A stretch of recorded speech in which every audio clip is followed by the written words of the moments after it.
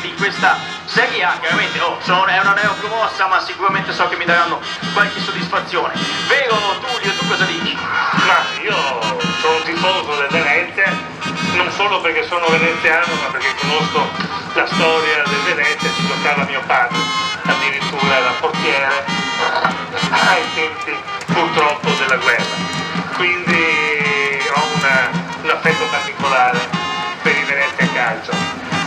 Non stiamo andando bene all'inizio di stagione, ma dobbiamo un po' regolando proprio con l'allenatore Zanetti i rapporti di campo in maniera di darci soddisfazioni nel proseguo del campionato. Ma sicuramente sarà un campionato lungo, abbiamo appena iniziato con i campionati, quindi praticamente siamo solo all'antipasto, diciamo così.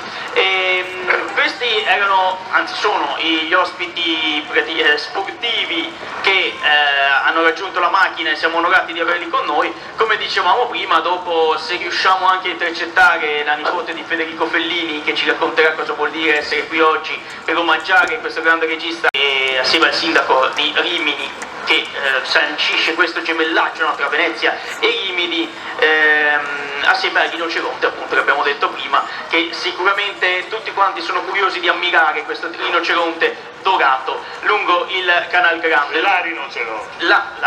La rinoceronte, giusto, perché è una femminuccia. È una femmina, giustamente, giusto, perché nell'anno delle donne abbiamo detto la managaia femminile, giusto che dire che la rinocerontessa. E noi abbiamo un grande rinoceronte a Venezia nero, dipinto da Longhi, ed è un quadro molto celebre.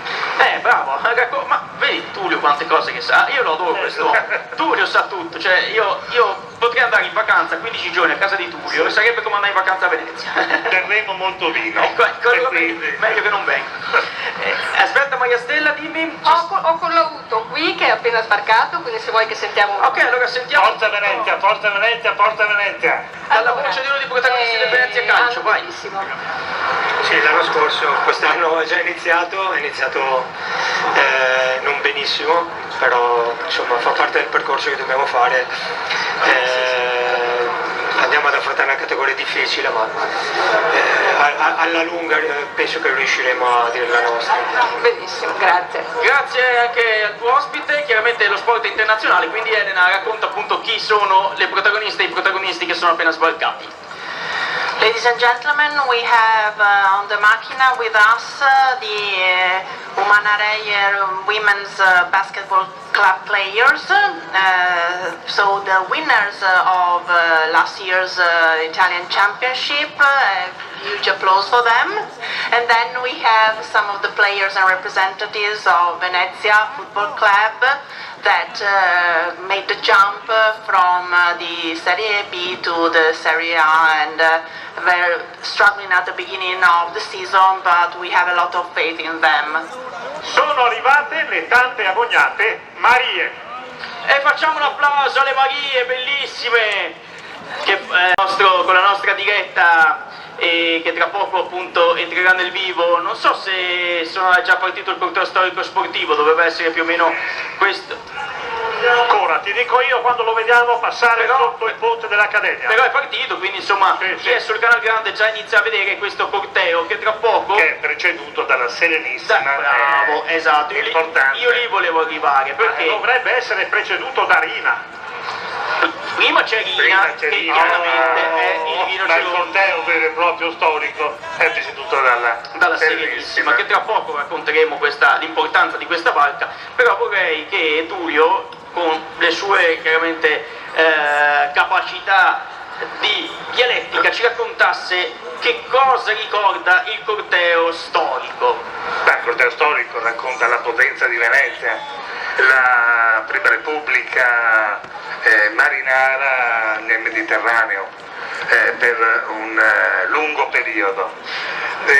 A me piace molto partecipare alla regata delle repubbliche marinare, che quest'anno forse si disputerà a Genova a dicembre, ed è un tripudio di cortei e di festa per quanto riguarda questa storia.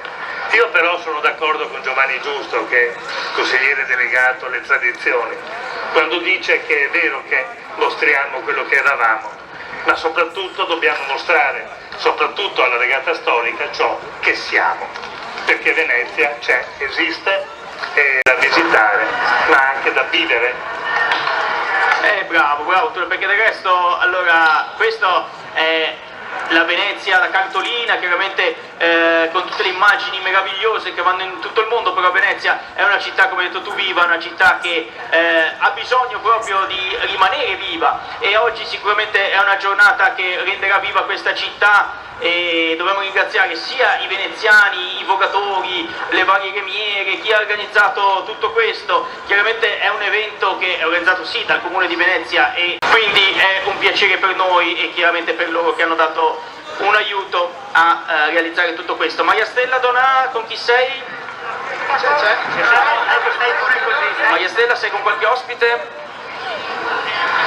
Durare la Maria dell'anno, però sta facendo le foto con il sindaco, appena finito di fare le foto, Mara Stefanuto, sentiamo un po', sono tutte bellissime, hanno occhi stupendi, sono veramente belle quest'anno, ecco, il sindaco mi sta dicendo, è vero, il sindaco mi sta dicendo, è vero, sono tutte una più bella dell'altra. Chiedi al sindaco se possiamo fare cambio, che vengo io e lui viene, perché le vedo sempre da distante. Signor sindaco, mi chiedono se possono fare cambio, se possono loro scendere dalla regia e venire giù.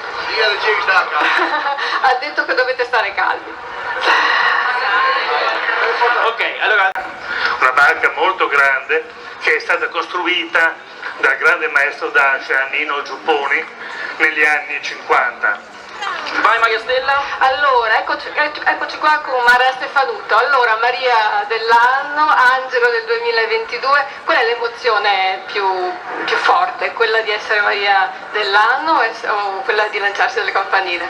Allora, tutte e due in realtà, perché comunque quest'anno ci sono tantissimi eventi, tra cui la regata storica e molti altri, quindi è un'emozione veramente forte.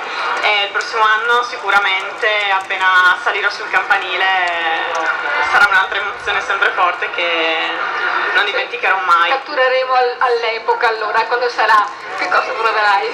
Certo. Congratulazioni. Grazie. Continuo a spiegarvi la Serenissima. Allora, dicevo, costruita da Nino Giupponi negli anni 50, poi insomma è invecchiata anche lei ed è affondata negli anni, verso la fine degli anni 80. È stata rimessa a posto dal maestro d'Ascia Agostino Amadi e è riuscita ad essere sull'acqua e a precedere come tradizione regata storica per altri anni. Poi gli operai, gli addetti del Comune di Venezia e di Veritas hanno provveduto nei cantieri del Comune a ricostruirla praticamente da zero e quindi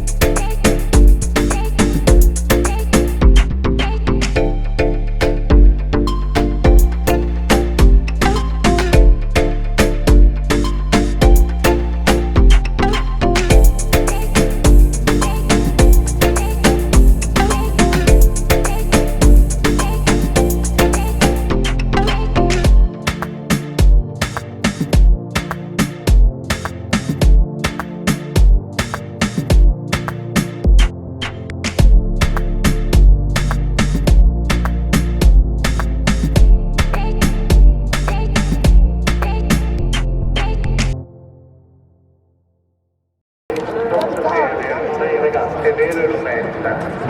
Un grande saluto, un abbraccio virtuale purtroppo ha dato tutto il nostro grande amico personale, sia mio sia di Paolo Levorando, che ci ha lasciato quasi 90 anni.